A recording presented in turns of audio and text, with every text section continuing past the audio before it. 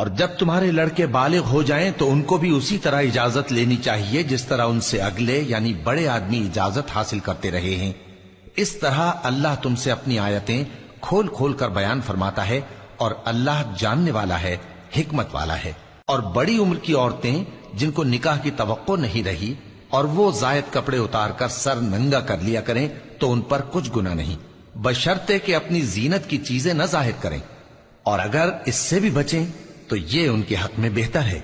اور اللہ سنتا ہے، جانتا ہے۔ نہ تو اندھے پر کچھ گناہ ہے اور نہ لنگڑے پر اور نہ بیمار پر اور نہ خود تم پر کہ اپنے گھروں سے کھانا کھاؤ یا اپنے باپ دادا کے گھروں سے یا اپنی ماؤں کے گھروں سے یا بھائیوں کے گھروں سے یا اپنی بہنوں کے گھروں سے یا اپنے چچاؤں کے گھروں سے یا اپنی پھوپھیوں کے گھروں سے یا اپنے ماموؤں کے گھروں سے یا اپنی خالاؤں کے گھروں سے یا اس گھر سے جس کی کنجیاں تمہارے ہاتھ میں ہوں یا اپنے دوستوں کے گھروں سے، اور اس کا بھی تم پر کچھ گناہ نہیں کہ سب مل کر کھانا کھاؤ یا جدا جدا۔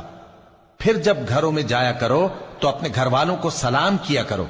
یہ اللہ کی طرف سے مبارک اور پاکیزہ تحفہ ہے۔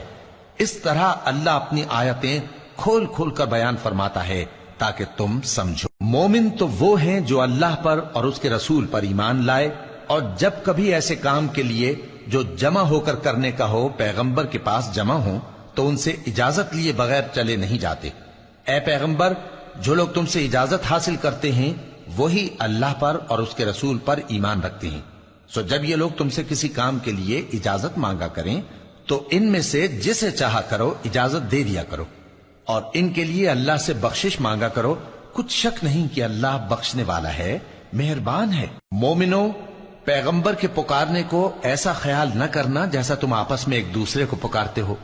بے شک اللہ کو وہ لوگ معلوم ہیں جو تم میں سے آنکھ بچا کر کھسک جاتے ہیں۔ تو جو لوگ ان کے حکم کی مخالفت کرتے ہیں ان کو ڈرنا چاہیے